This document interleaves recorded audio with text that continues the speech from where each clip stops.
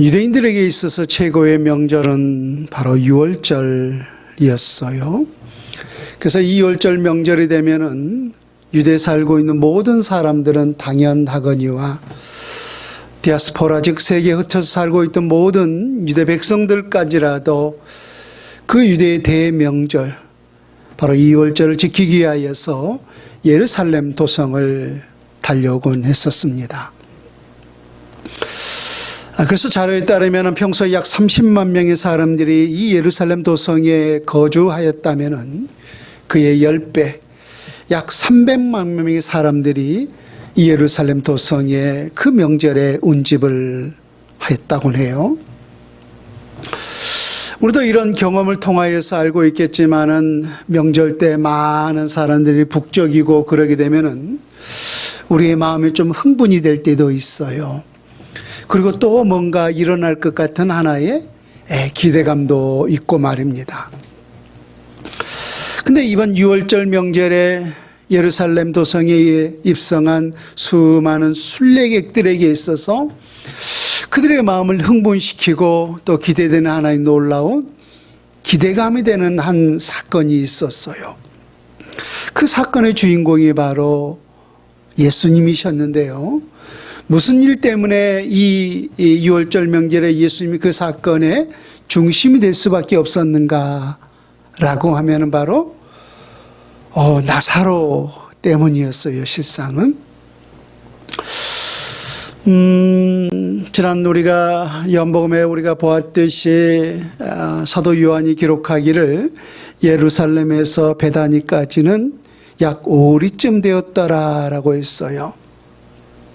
그래서 우리가 심리를 보통 한 4km 정도 잡고 있죠. 그러면 오리라고 하는 것은 그의 반이니까 2km 정도예요.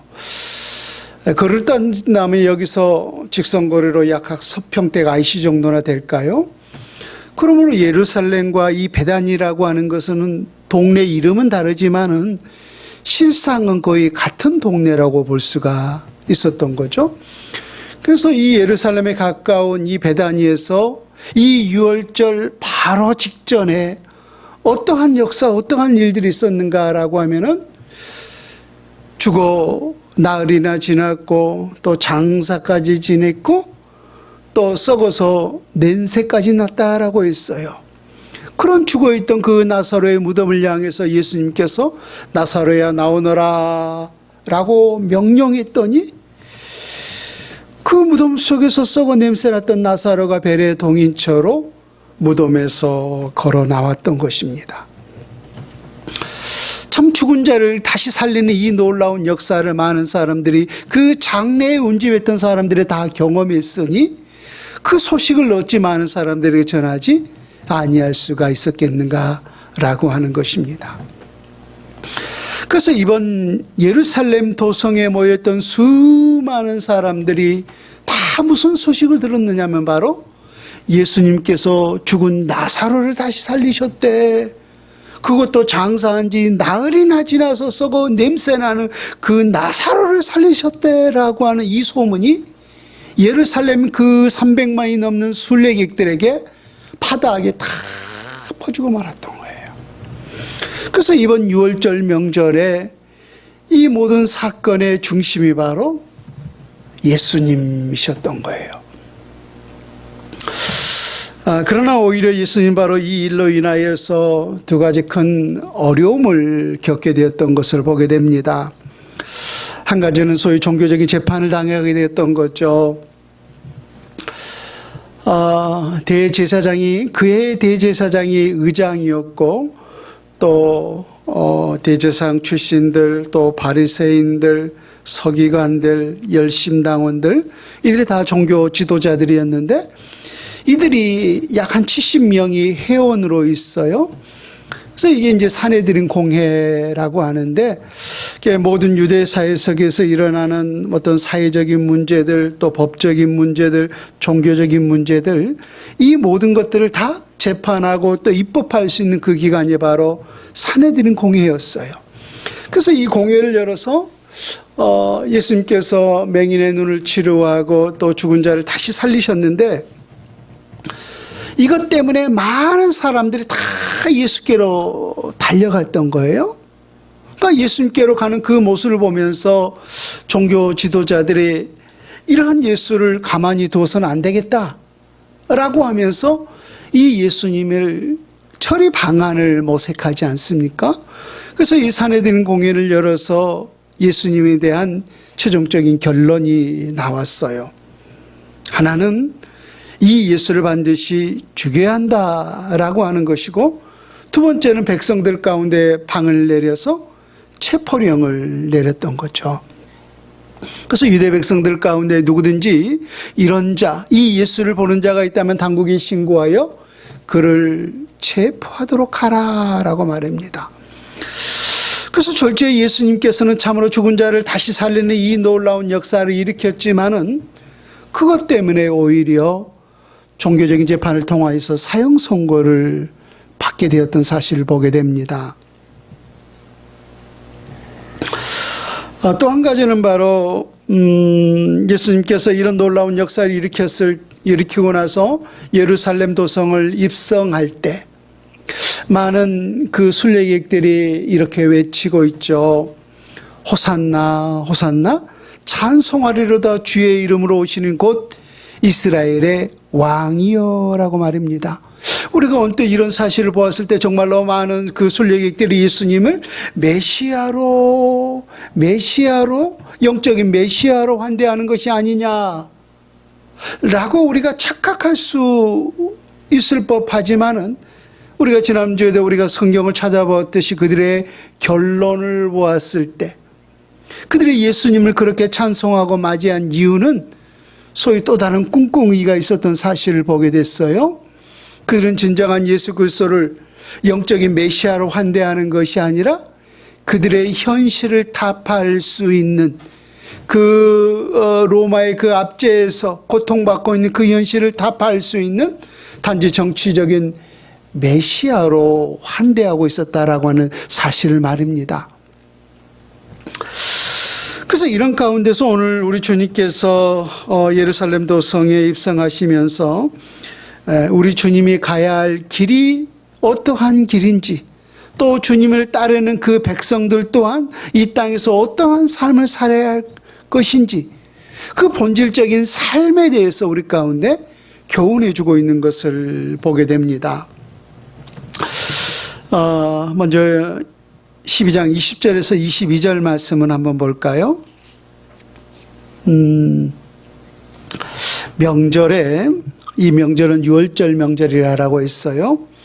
명절에 예배하러 올라온 사람 중에 헬라인 몇이 있는데 그들이 갈릴리 베세다 사람 빌립에게 가서 청하여 이르되 선생이여 우리가 예수를 배웠고자 하나이다 하니 빌립이 안드레에게 가서 말하고 안드레와 빌립이 예수께 가서 여쭈니라고 했어요. 지금 헬라인 몇 사람이 지금 등장을 하고 있는데, 우리가 성경에 보면 헬라라고 하는 말이 몇 번 등장하고 있는 사실을 보게 되는데, 이 헬라라고 하는 말은 그 당시 세계의 중심이 바로 그리스 아닙니까? 그리고 또 그들의 문화를 헬레니즘 문화라고 말을 하는데, 그래서 이 헬라라고 하는 것은 곧 그리스 사람을 일컫고 있었던 거예요. 그래서 이 헬라인 몇 사람이 유대에, 지금 예루살렘에 예배하러 올라왔다라고 했어요. 우리가 그런 사실을 보았을 때 이 헬라인, 즉 그리스 몇 사람은 아마도 그 유대교를 접하면서 유대교로 이렇게 개종한 사람으로 우리가 추측해 볼 수가 있어요. 왜? 지금 예루살렘에까지 와서 지금 예배하러 왔기 때문에 말입니다. 근데 이 헬라인 몇 사람이 이 유월절 명절을 그들도 지키기 위하여서 지금 예루살렘에 올라왔는데 어떤 이야기를 들었던 거예요? 예수님께서 죽어 냄새나는 나사로를 다시 살리셨다라고 하는 이 엄청난 소식을 들었던 거예요. 특별히 이 헬레니즘 문화, 유대 사람들은 표적을 구하고 또 헬라 사람들은 지혜를 구한다라고 하지 않았습니까? 성경에, 고린도서에. 그래서 이런 사람들은 늘 철학, 이런 지혜가 항상 궁금해 했었거든요. 그래서 그런 면에서 자기들의 어떤 궁금증을 해결하기 위한 그런 목적으로 예수님을 지금 배웠기를 원했는지는 모르겠지만 어찌되었든 이들이 예수님께서 죽은 자를 다시 살리셨다라고 하는 그 소식을 듣고서 그 헬레니즘 문화에 밝았던 빌립을 찾아온 거예요. 빌립은 예수님의 제자 중에 한 사람 아닙니까? 그래서 빌립에게 가서 빌립아, 우리가 너의 선생을 좀 만나 뵙기를 원한다. 그럼 면담 요청을 했던 거예요. 그래서 빌립이 자기 스스로 결단을 내리지 못하고 또 누구에게 갔어요? 안드레에게. 그래서 빌립과 안드레가 다시 결정을 내려서 이 헬라의 몇 사람을 데리고 지금 누구께 달려갔냐면은 예수님께 갔던 거예요. 예수님, 이건 뭐 추측건데, 이처럼 이 헬레니즘, 즉 그리스 사람들이 몇 사람들이 이렇게 유대교를 믿게 되었는데, 이 사람들이 지금 예수님께서 죽은 나사로를 다시 살린 이것을 보면서 지금 예수님께 어떤 궁금증을 해결하기 위하여서 예수님을 배웠기를 소망합니다. 예수님께 면담 요청을 했습니다. 이렇게 예수님께 간구를 했더니 예수님께서 갑자기 이런 말씀을 해요. 23절 말씀을 보세요. 예수께서 대답하여 이르시되 인자가 영광을 얻을 때가 왔도다 라고 말입니다. 좀 어찌 보면은 그 문맥에 맞지 않는 그런 답변 같아요. 아니, 예수님을 지금 아련하기를 원합니다라고 했으면 그래, 내가 그들을 만나기를 원한다 라고 하는 것이 우리의 어떤 상식적인 답변일 텐데, 예수님은 지금 엉뚱하게도 인자가 영광을 얻을 때가 왔도다 라고 말씀을 하셨던 거예요. 인자가 영광을 얻을 때가 왔도다. 우리가 지난주에도 이 때에 대한 말씀을 한 기억이 있어요. 평소에 예수님께서 늘 원수들에 의해서 핍박을 당할 때 예수님이 일관적으로 보여주는 자세는 슬며시 그 핍박의 장소를 피하여 가곤 했어요. 그런데 이번에는 공개적인 그 핍박이 있었고 더 큰 핍박이 있었음에도 불구하고 오히려 그 핍박의 중심지, 그 핍박이 한가운데 예루살렘에 입성하셨다는 거예요. 왜 그랬다라고 했죠? 때가 되었기 때문에. 이제는 전에는 예수님께서 져야 할 십자가의 때가 되지 않았지만은 이제는 그 십자가를 져야 할 그 때가 되었기 때문에 더 큰 핍박이 있었음에도 불구하고 우리 주님은 그 때를 이루기 위하여서 그 때에 맞춰서 지금 예루살렘에 입성하셨다는 거예요. 그런데 이제 그러한 질문, 즉 헬라인, 즉 이방인들이죠. 이들이 예수님을 지금 아련하기를 원했을 때 우리 주님께서는 인자가 영광을 얻을 때가 왔도다라고 말씀하셨던 거예요. 그렇다면 여기서 때는 지금 어떠한 때를 말하는 거죠? 예수님께서 만 백성들을 대속하기 위하여서 십자가 위에서 죽어야 할 그 죽음의 때를 말하고 있었던 거죠. 그런데 여기서 우리가 한 가지 생각해 볼 수 있는 것은 여기서 이 때는 우리 주님께서 지금 영광의 때라고 말씀을 하셨어요. 그 때가 어떠한 때라고? 예수님께서 십자가 위에서 그 순환을 당해야 할 그 때였지만은 이것이 곧 우리 예수님에게 또 우리 하나님께 영광의 때였다라고 하는 거예요. 언젠가도 여러분들에게 이러한 말씀을 한 기억이 있습니다만은 많은 연말에 시상식 때 되면은 무슨 감독상, 작품상, 여유주연상, 나무주연상 많은 배우들이 이런 상을 받았을 때 자기들이 어떤 신앙 고백을 할 때가 있어요. 이 모든 상을 우리 하나님께 영광을 돌립니다라고 말입니다. 그래서 우리도 때때로 그러한 모습들을 우리가 보면서 우리 어떤 자녀들이 또 좋은 대학에 또 좋은 직장에 또 우리에게 좋은 일들이 있었을 때 우리가 하나님께 영광입니다라고 말을 할 때가 있어요. 물론 그것 자체가 결코 나쁘다라고 할 수는 없는 거죠. 왜? 우리 하나님의 은혜 가운데 우리가 그 모든 것들을 이룰 수 있었다라고 하는 그 고백이 그 안에 담겨 있었기 때문에 말입니다. 그러나 우리에게 또 반대로 우리가 생각해 본다면 우리에게 어떠한 슬픔의 현상들이 있었을 때, 우리에게 고난의 어려움들이 있었을 때, 때로 우리에게 육신의 어떤 어려움들이 있었을 때, 우리는 그때도 분명히 왜? 그것을 통하여서 하나님의 선한 일들이 이룰 수 있기 때문에 그때도 우리는 하나님께 영광을 돌려야 되는데 우리는 그때는 별로 하나님께 영광을 돌리지 않은 것 같아요. 근데 우리 주님은 분명히 그 십자가의 순환 앞에서 그것이 곧 우리 하나님께 영광이 되는, 또 자신에게 영광이 되는 영광의 때라고 했다라고 하는 사실이에요. 그래서 비록 우리 또한 그런 모습을 우리가 보면서 우리에게 좋은 일이 있었을 때도 물론 하나님께 영광입니다라고 하는 그런 고백이 있어야지만은 우리의 어떤 어려움의 그 현실을 통하여서, 그것을 통하여서 우리가 하나님의 선한 일들을 이룰 수 있는 기회가 되고 도구가 된다면 우리는 얼마든지 그것을 통하여서 우리 하나님께 영광입니다라고 하는 그런 고백이 있어야 하지 않겠는가라고 하는 것입니다. 또 하나, 오늘 헬라인들이 예수님을 찾아왔다라고 했는데 아까도 잠시 언급했듯이 이 헬라인들, 즉 그리스인들은 유대인들의 입장에서 본다면 지금 이방인들 아닙니까? 근데 지금 이방인들이 지금 예수님께 찾아온 이것을 보면서 우리 주님은 인자가 영광을 얻을 때가 왔도다. 다시금 예수님께, 이방인들이 주님께 찾아오는 그 모습을 보면서 이제는 내가 십자가를 져야 할 때가 왔도다라고 하는 이 고백을 하셨는가라고 하는 거예요. 이방인들이 찾아오는 이 모습을 보면서 이제는 내가 때가 되었구나라고 하는 예수님께서 이러한 고백을 한 성경적인 또 신학적인 이유가 있어요. 자, 우리 요한복음 11장 50절에서 52절 말씀을 한번 찾아보세요. 지난번에 이 말씀을 들은 기억이 있습니다마는 요한복음 11장 50절에서 52절, 잠시 이 내용을 여러분들의 기억을 되살리기 위해서 부연 설명을 드린다면은,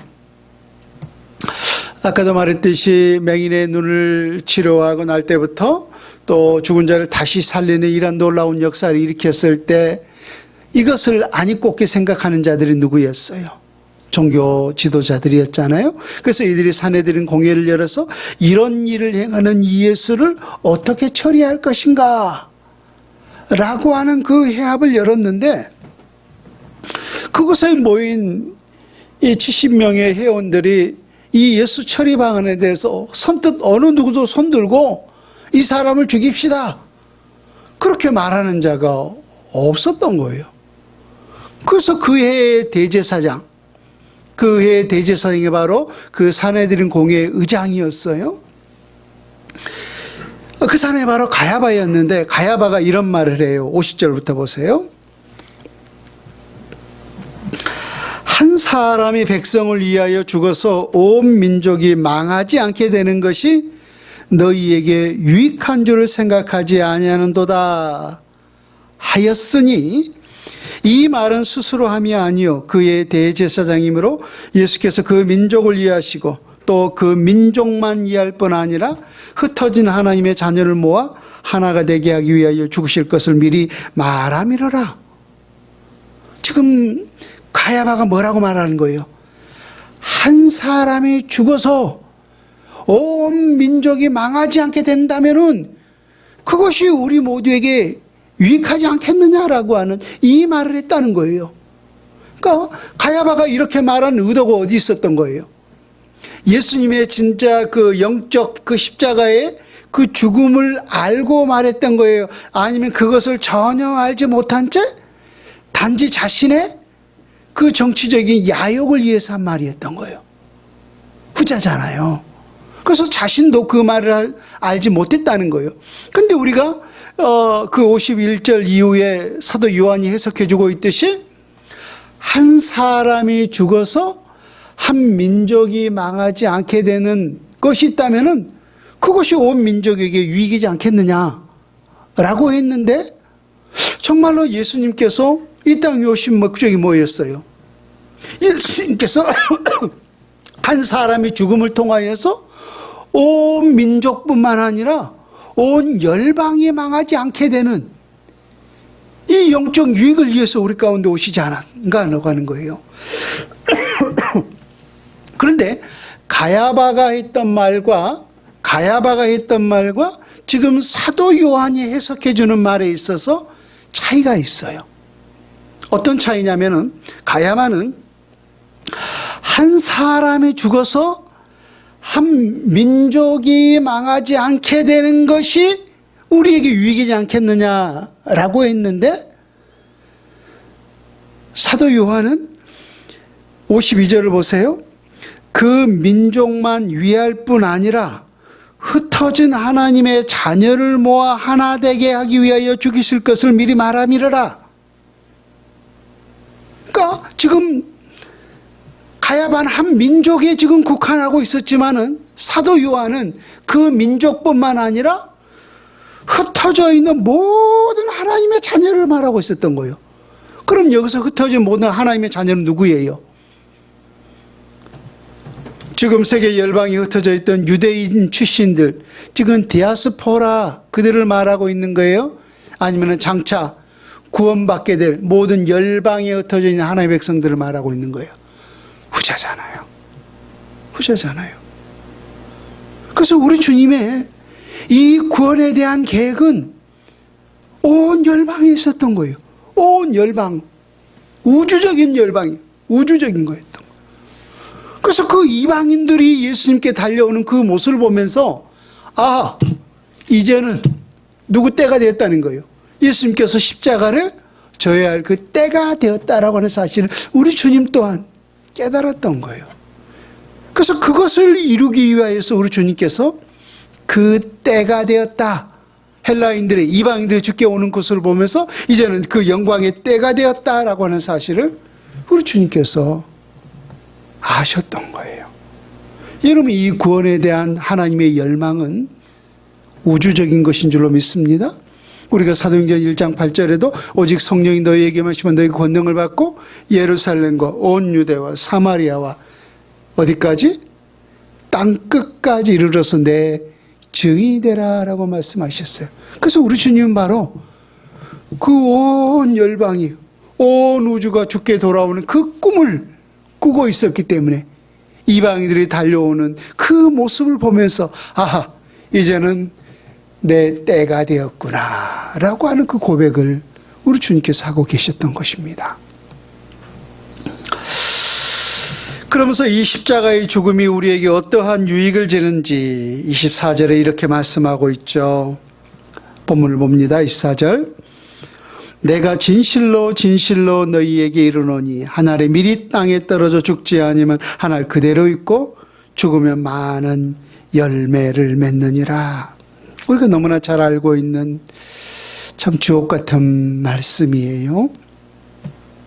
예수님 지금 자신의 십자가의 죽음을 한 알의 밀알에 비유하고 있는 것을 보게 돼요.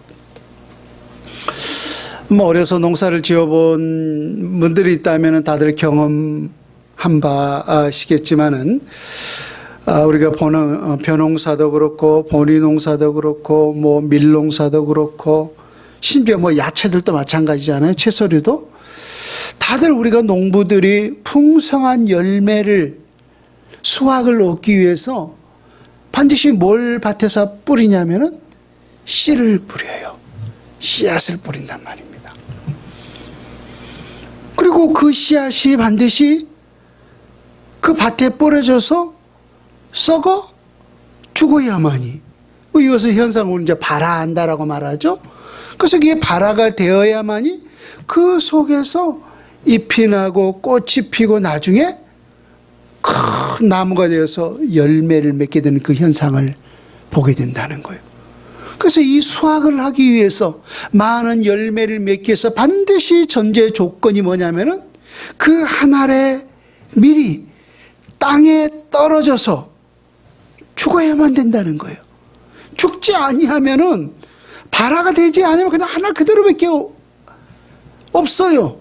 반드시 죽어야만이 그 속에서 많은 열매가 맺게 되는 그 현상을 보게 된다는 거예요. 예수님의 십자가의 죽음의 이 영적 현상도와 똑같다는 거예요.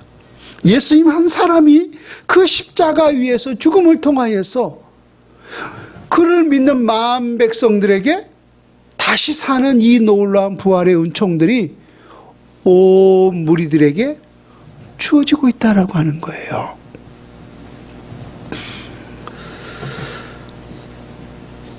그래서 한 알의 밀이 땅에 떨어져 죽지 아니하면 한 알 그대로 있고 죽으면 많은 열매를 맺느니라.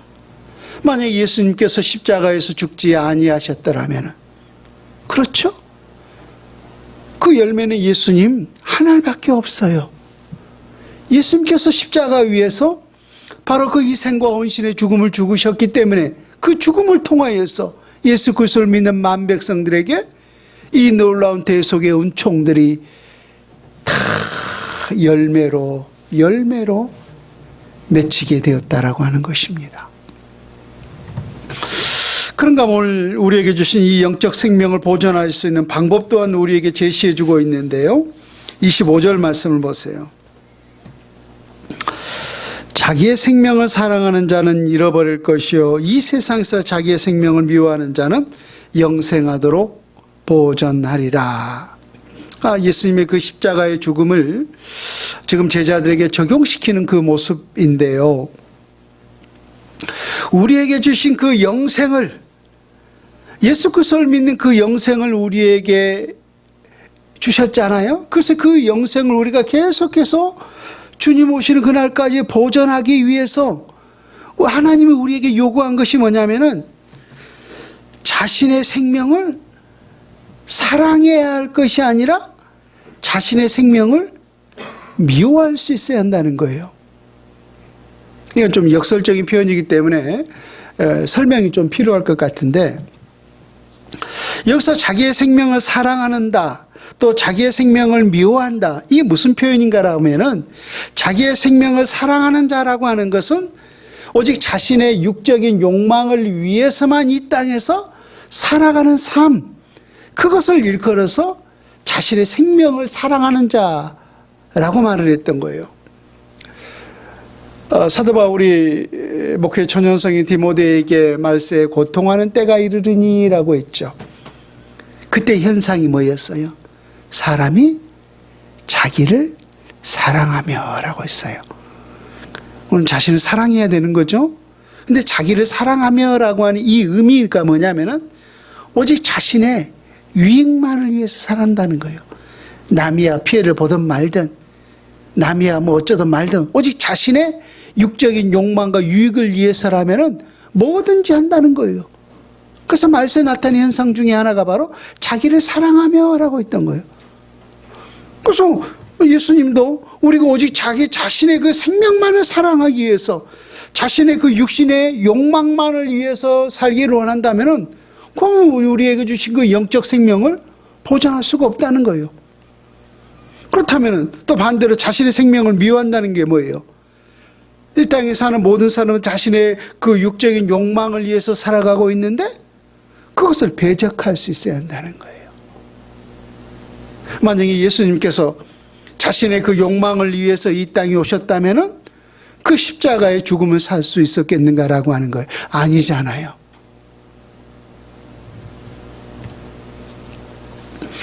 그래서 여러분 마태복음 16장 24절에 예수님께서 제자들에게 이런 말씀을 하셨어요.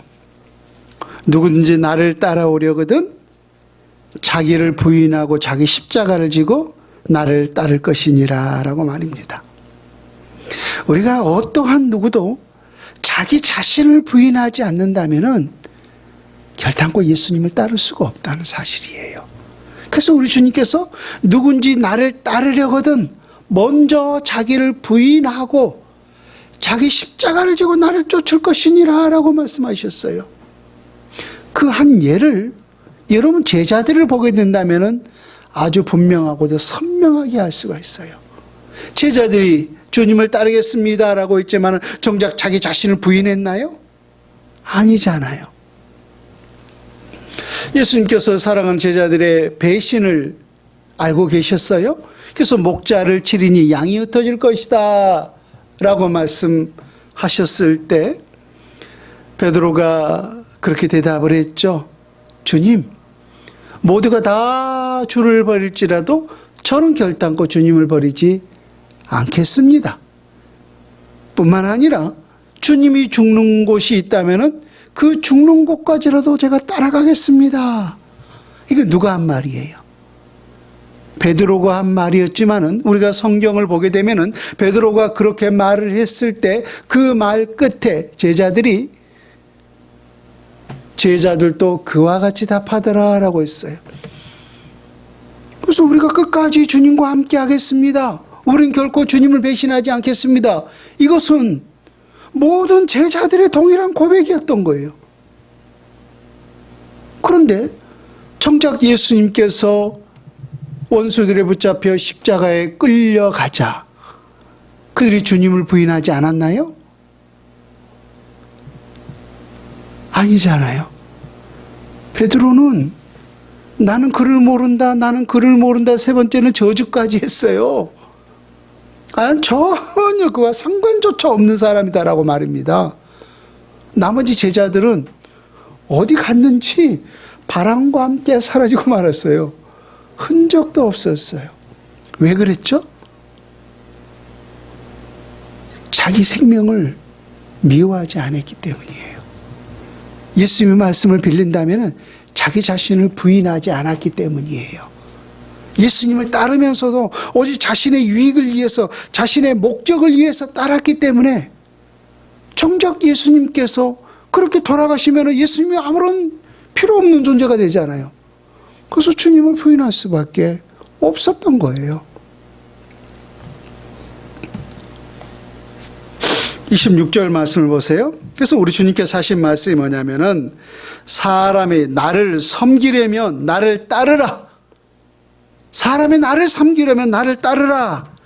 나 있는 곳에 나를 섬기는 자도 거기 있으리니 사람이 나를 섬기는 내 아버지께서 그를 귀히 여기시리라.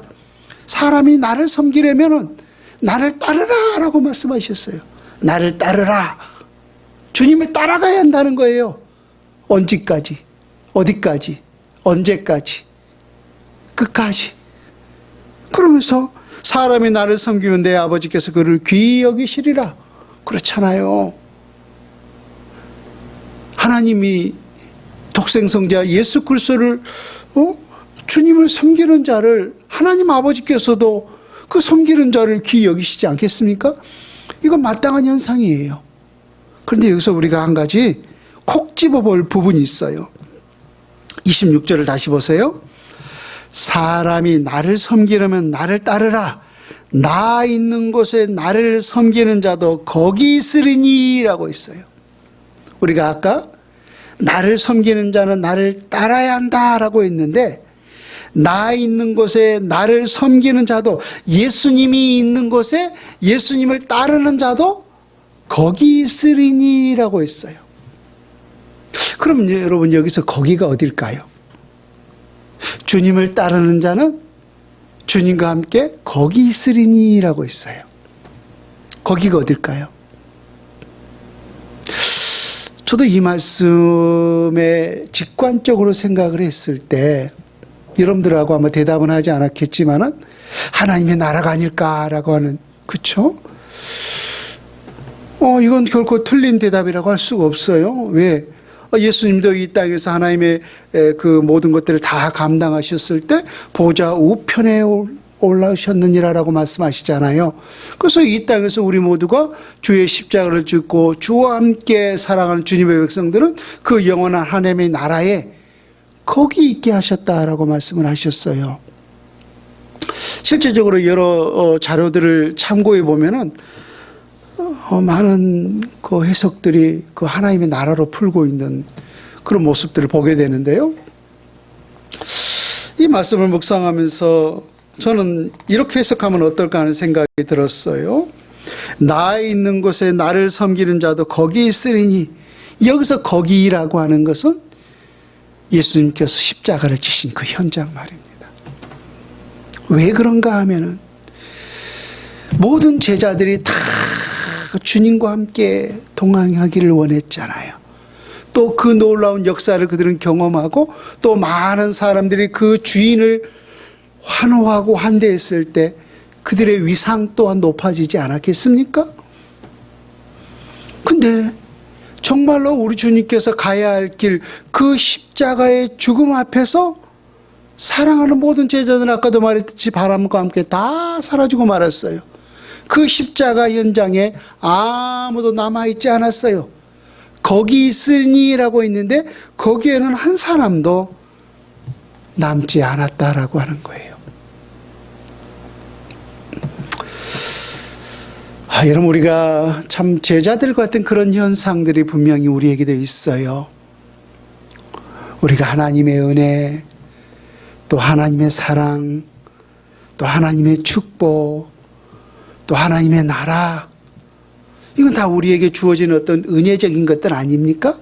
이런 것들을 이야기할 때는 우리가 정말로 마음에 기쁨이 있고 할렐루야 하면서 뭐 때로는 우리가 하이파이브도 하고 기뻐하는 모습을 봐요.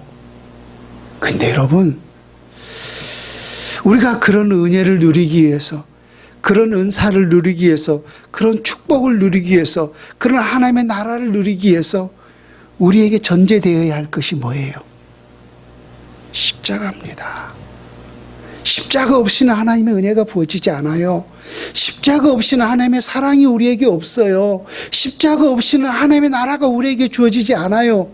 그 놀라운 은혜와 그 놀라운 축복들을 우리에게 누리기 위해서 예수님께서 감당하셨던 것은 바로 십자가의 희생과 헌신과 사랑이었던 거예요.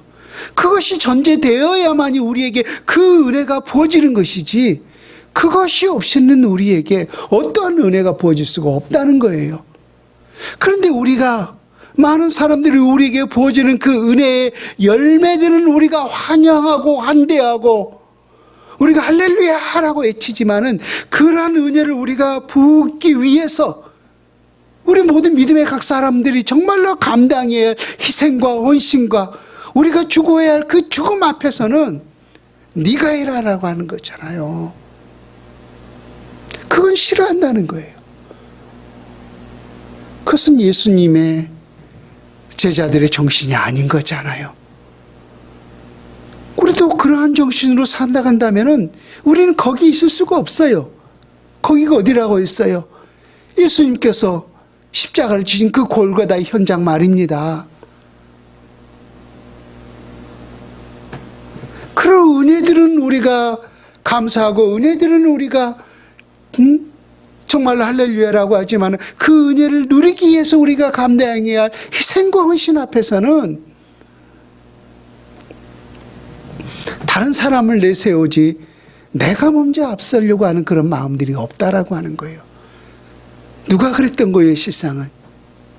제자들이 그랬던 거죠.